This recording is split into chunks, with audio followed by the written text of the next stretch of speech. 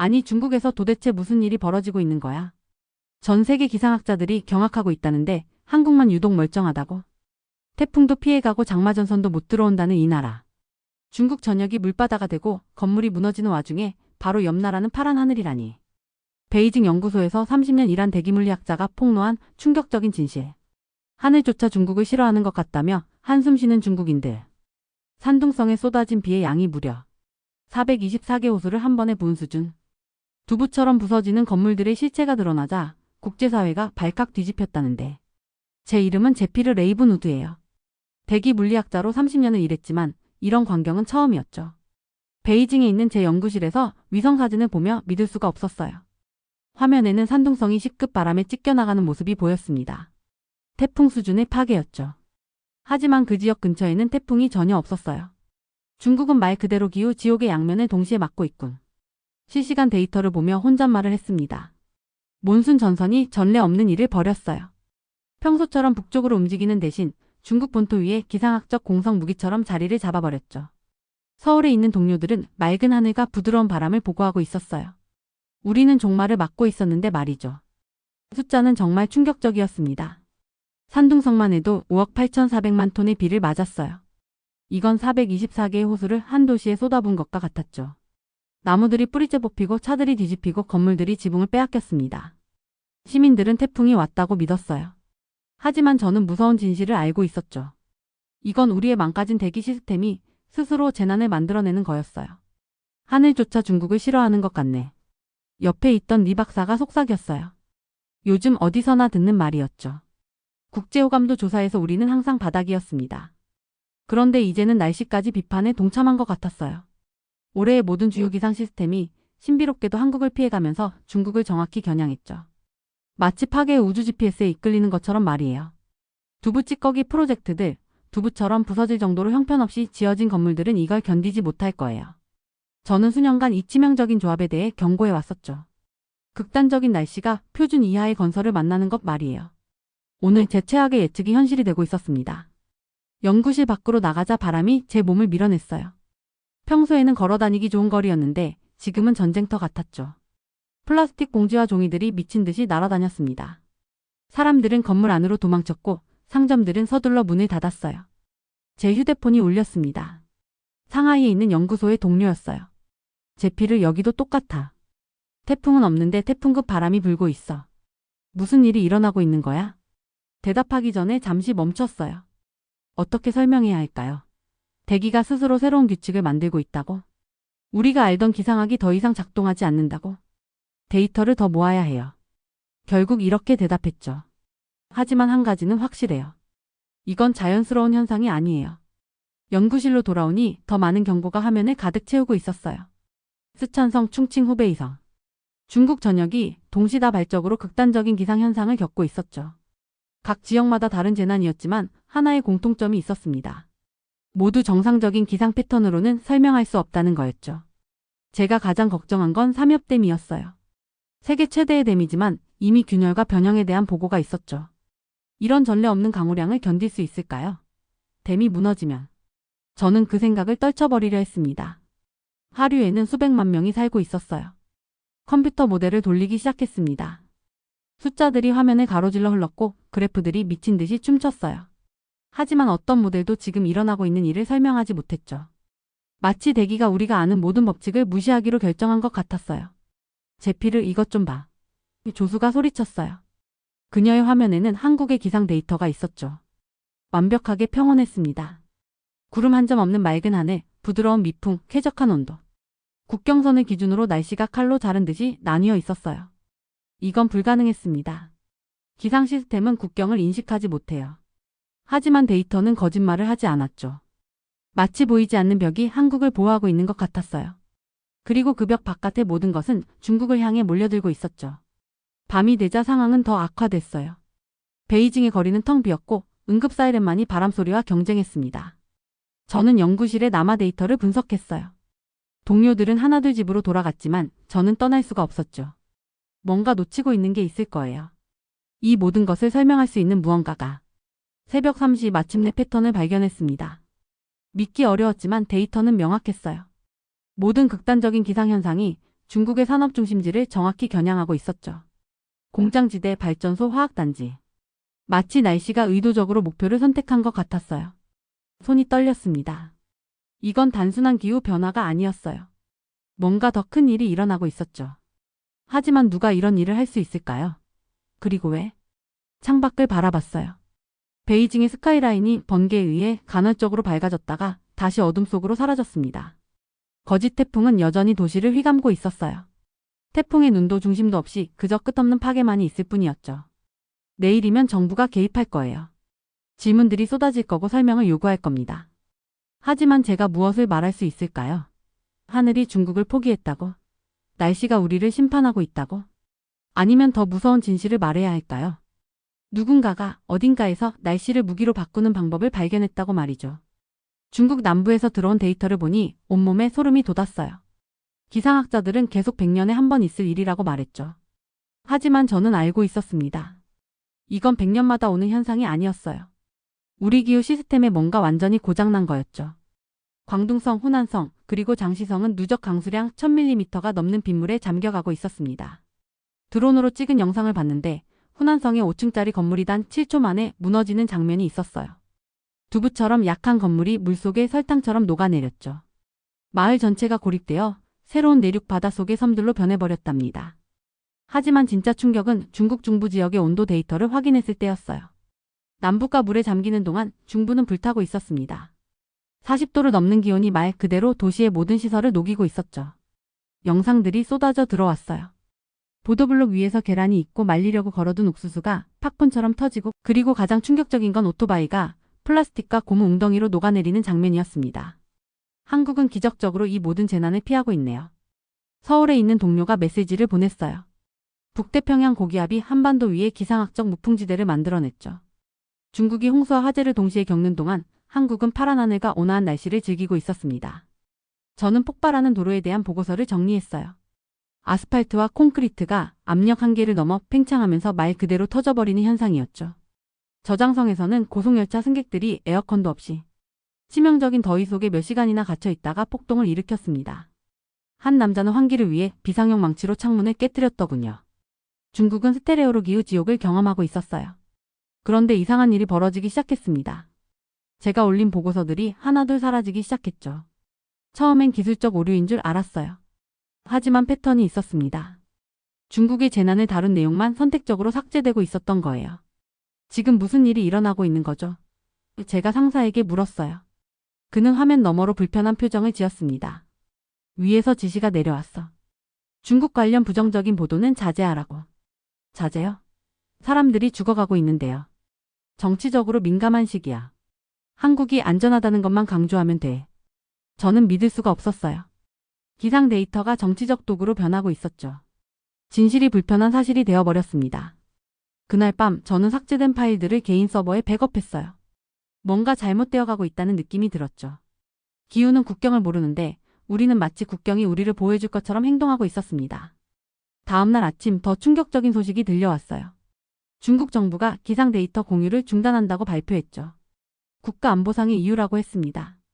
하늘에는 국경이 없는데 우리는 날씨 정보에 국경을 만들고 있었어요. 제 중국 동료들과의 연락도 끊기기 시작했습니다. 마지막으로 받은 메시지는 간단했어요. 조심해. 그들이 보고 있어. 저는 사무실 창밖을 바라봤어요. 서울의 하늘은 여전히 맑았죠. 하지만 그 평온함이 오히려 불길하게 느껴졌습니다. 폭풍의 눈 속에 있는 것처럼요. 그때 깨달았어요. 우리는 단순히 날씨를 예측하는 게 아니었죠. 우리는 다가올 무언가의 전조를 보고 있었던 겁니다. 그리고 누군가는 그 진실을 숨기고 싶어 했어요. 컴퓨터 화면에는 한반도 주변의 기압 배치가 표시되어 있었습니다. 완벽한 보호막처럼 보였죠. 하지만 저는 알고 있었어요.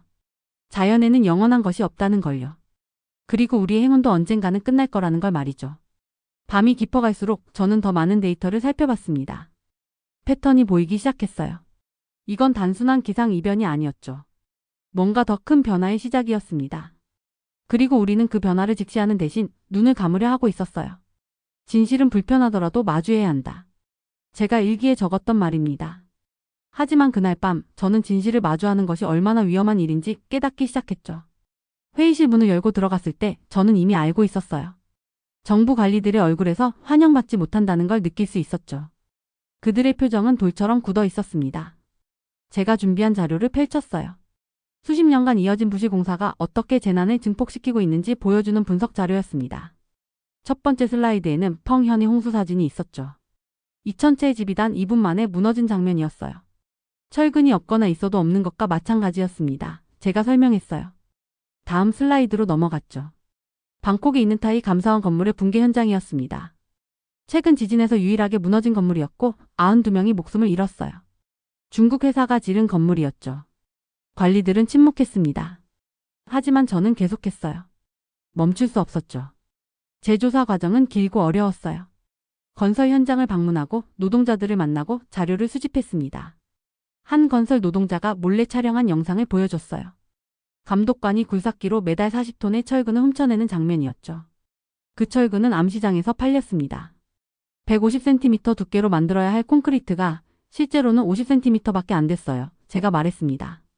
기초는 콘크리트가 아니라 흙과 건설 쓰레기로 채워져 있었고요. 한 관리가 기침을 했어요. 불편한 기색이 역력했죠. 하지만 저는 멈추지 않았습니다. 이건 건물이 아닙니다. 제 목소리가 떨렸어요. 죽음의 덫이죠. 그리고 지금 이 날씨가 그 덫을 모두 작동시키고 있어요. 상하이 레고랜드 이야기를 꺼냈습니다. 제가 직접 조사한 곳이었죠. 개장 첫날 4D 극장이 특수효과 오작동으로 물에 잠겼어요. 얼마 전에는 롤러코스터가 37도 더위 속에서 10m 높이에 멈춰 섰습니다. 12명이 40분 동안 갇혀 있었죠.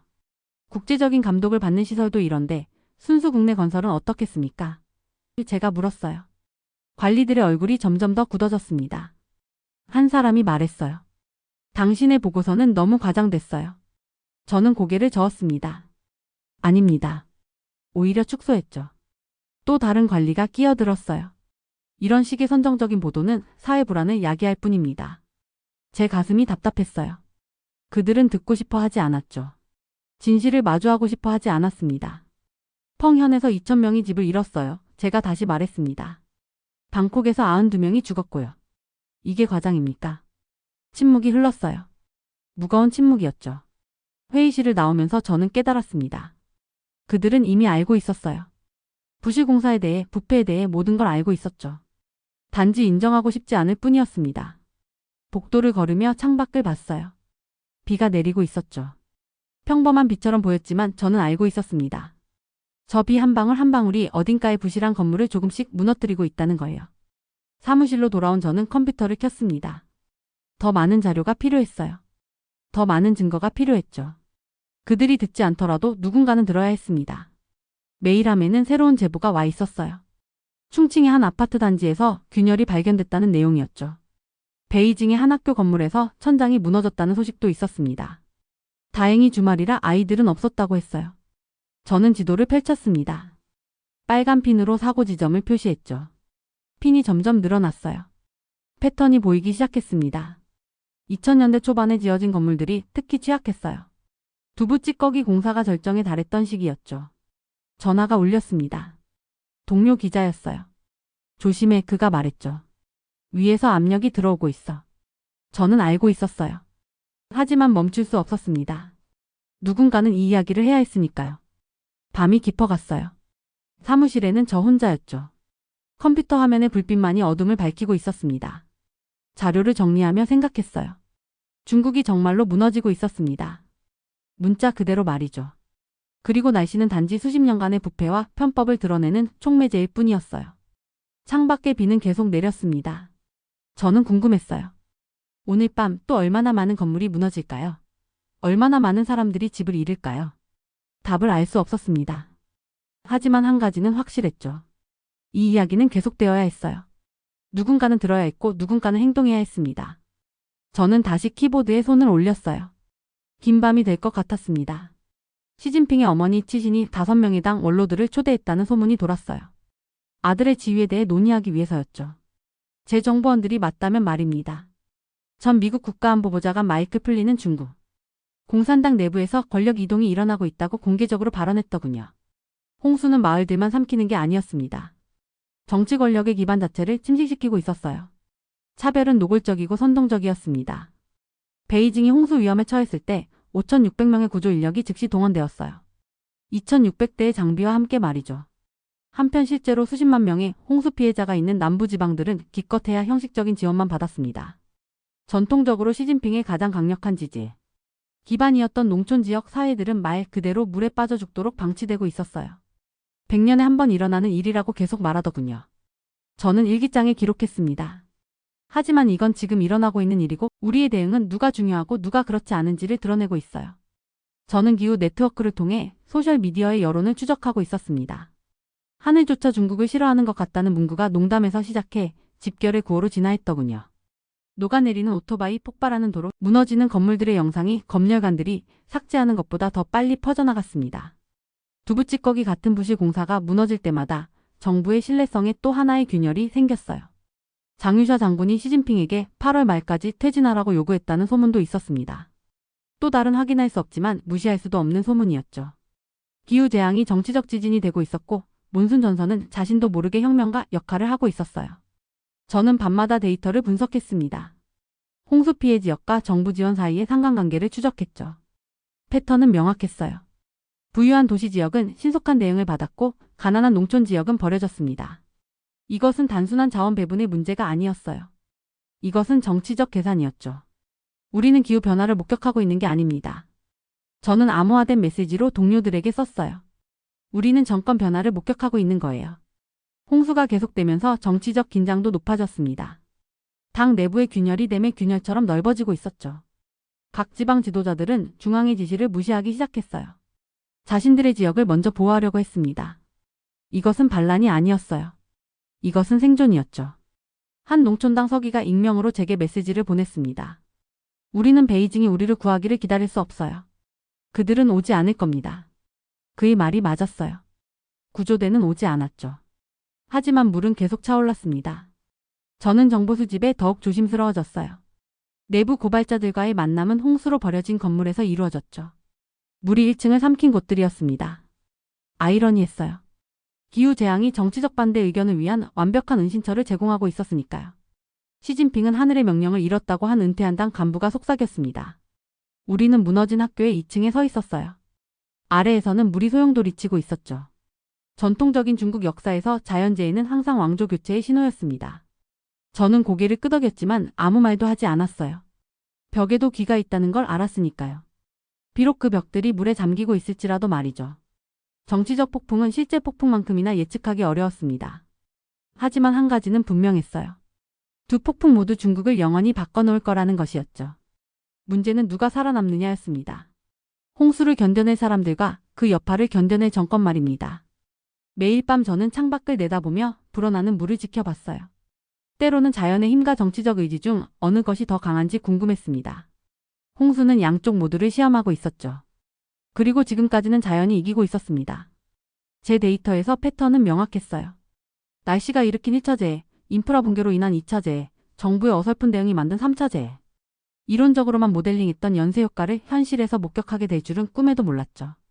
홍수가 부실한 기초를 약화시키자 동네 전체가 그냥 사라져버렸습니다. 귀주성의 한 고속도로가 완전히 붕괴되어 차량들이 수십 미터 아래로 떨어진 것을 기록했어요. 운남성에서는 300명이 살던 마을이 하룻밤 사이에 사라졌죠. 비에 약해지고 부패한 건설 관행으로 속이 텅 빈 산비탈이 그냥 계곡으로 미끄러져 내린 것이었습니다. 댐 방류가 가장 끔찍했어요. 두부찌꺼기 같은 구조물의 붕괴를 두려워한 운영자들이 경고 없이 물을 방류했죠. 하류 지역 사회는 한밤중에 물의 벽과 마주해야 했습니다. 한 마을은 2,000채의 건물이 파괴되기 단 2분 전에야 경고를 받았더군요. 한국은 기적적으로 이 모든 재해를 피하고 있다는 말이 씁쓸한 후렴구가 되었습니다.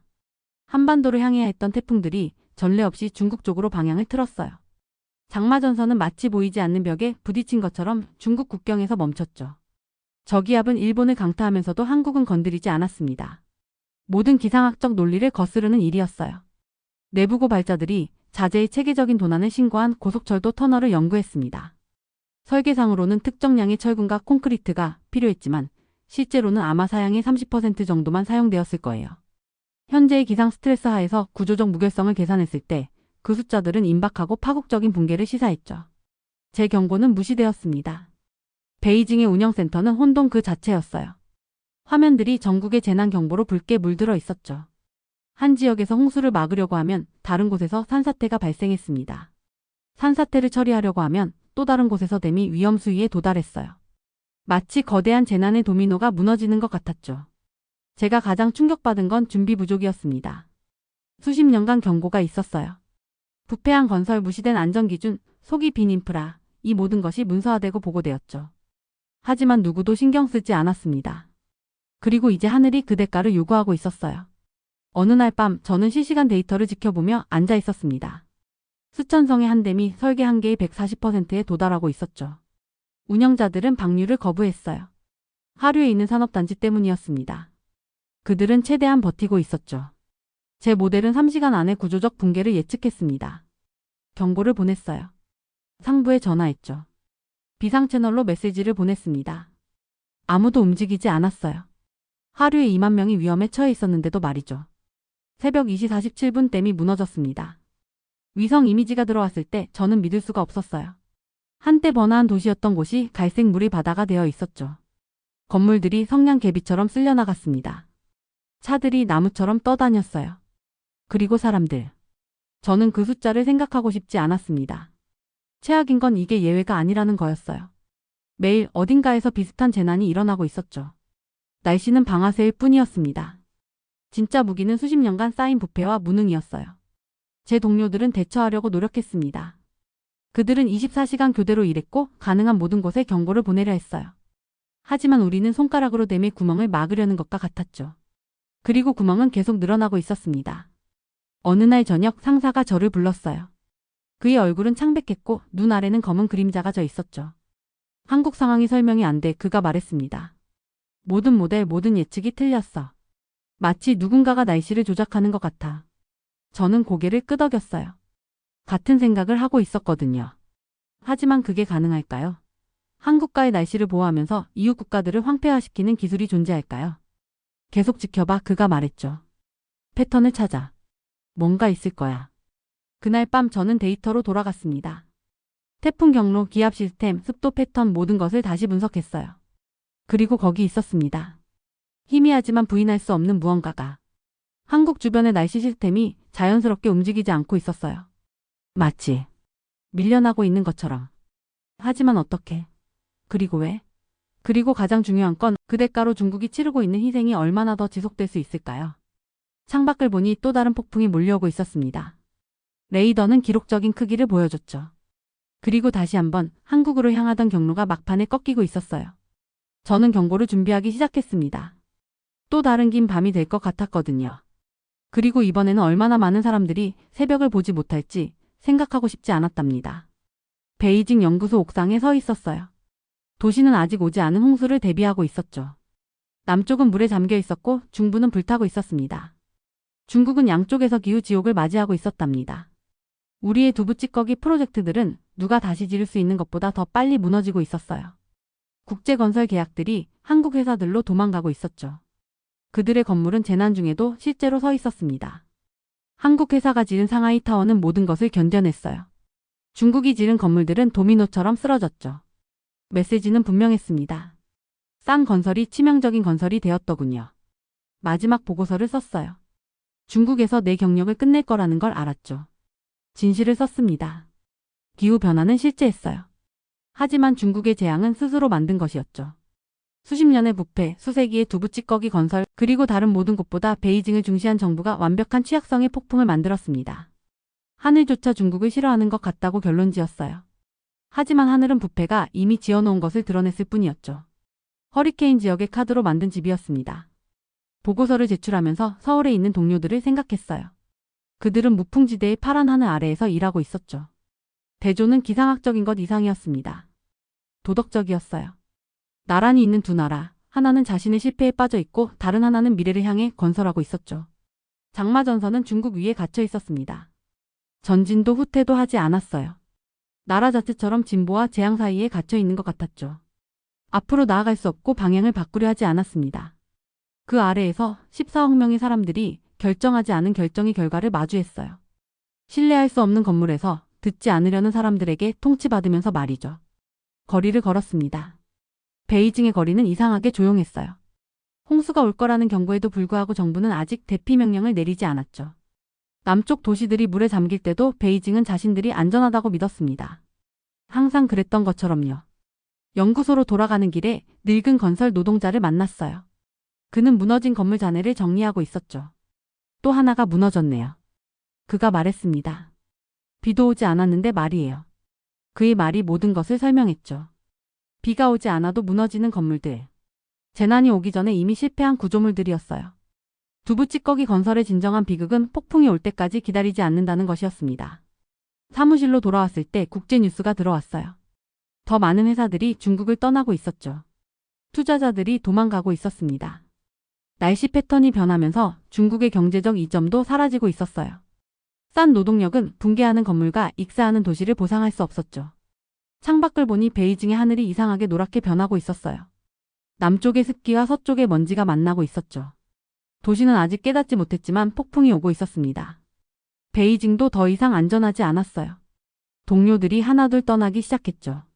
어떤 이들은 한국으로, 어떤 이들은 일본으로 갔습니다. 그들은 더 나은 미래를 찾아 떠났어요. 붕괴하지 않는 건물에서 일할 수 있는 곳으로 말이죠. 저녁이 되자 정부는 마침내 발표했습니다. 베이징도 홍수 위험 지역이 되었다고요. 하지만 대피 계획은 없었죠. 대피소도 없었습니다. 수십 년 동안 다른 지역의 재난을 무시한 대가였어요. 이제 그들 차례가 왔을 때 준비된 것이 없었죠. 밤이 깊어지면서 비가 오기 시작했습니다. 처음에는 가벼운 비였어요. 그러다 점점 강해졌죠. 남쪽에서 온 것과 같은 종류의 비였습니다. 멈추지 않는 비, 도시를 삼키는 비였어요. 연구소 창문에서 지켜봤습니다. 거리가 강으로 변하기 시작했죠. 하수구가 넘쳤어요. 베이징의 오래된 배수 시스템은 이런 비를 감당할 수 없었습니다. 다른 도시들처럼 베이징도 익사하기 시작했어요. 아침이 왔을 때 도시의 절반이 물에 잠겨 있었죠. 정부 건물들도 침수되었습니다. 지도자들이 항상 안전하다고 믿었던 곳들이 물속에 있었어요. 자연은 정치적 지위를 구별하지 않았죠. 짐을 쌌습니다. 중국에서의 시간이 끝났다는 걸 알았어요. 마지막 보고서는 이미 제출했고 이제 떠날 때였죠. 공항으로 가는 택시를 탔습니다. 운전사는 라디오를 들으며 한숨을 쉬었어요. 매년 더 나빠지고 있어요. 그가 말했죠. 건물은 무너지고 도시는 물에 잠기고 정부는 아무것도 하지 않아요. 공항에 도착했을 때 수천 명의 사람들이 떠나려고 줄을 서 있었습니다. 외국인뿐만 아니라 중국인들도 많았어요. 돈이 있는 사람들, 기술이 있는 사람들, 미래를 볼 수 있는 사람들이었죠. 비행기가 이륙하면서 마지막으로 베이징을 내려다봤어요. 도시는 갈색 물 속에 반쯤 잠겨 있었죠. 한때 중국의 힘을 상징했던 고층 건물들이 거대한 홍수 속의 섬처럼 보였습니다. 제 이름은 제피르 레이븐우드입니다. 중국의 하늘이 무너진 여름을 목격했어요. 날씨는 특별했지만 인간의 실패는 비극적으로 평범했죠. 결국 중국을 파멸시킨 것은 기후가 아니었습니다. 모든 것이 지어진 두부 찌꺼기 기초였어요. 자연의 무자비한 진실이 드러낸 것이었죠. 비행기가 구름 위로 올라갔습니다. 아래에서는 폭풍이 계속되고 있었어요. 하지만 여기 위에서는 하늘이 맑았죠. 한국으로 향하면서 생각했습니다. 어떤 나라는 미래를 건설하고 어떤 나라는 과거에 익사하고 있었어요. 새로운 현실이 시작되었습니다. 기후변화는 단지 날씨에 관한 것이 아니었죠. 그것은 준비와 부패, 지혜와 어리석음에 관한 것이었어요. 그리고 중국은 잘못된 선택을 했습니다. 그 대가를 14억 명이 치르고 있었죠. 마지막으로 창밖을 봤을 때 중국 해안선이 사라지고 있었어요. 앞에는 한국이 기다리고 있었죠. 파란 하늘과 안정된 땅이 있는 곳이었습니다. 무풍지대가 단순한 날씨 현상이 아니라는 걸 이제 알았어요. 그것은 은유였죠. 폭풍을 피하는 방법은 더 나은 곳을 건설하는 것이었습니다.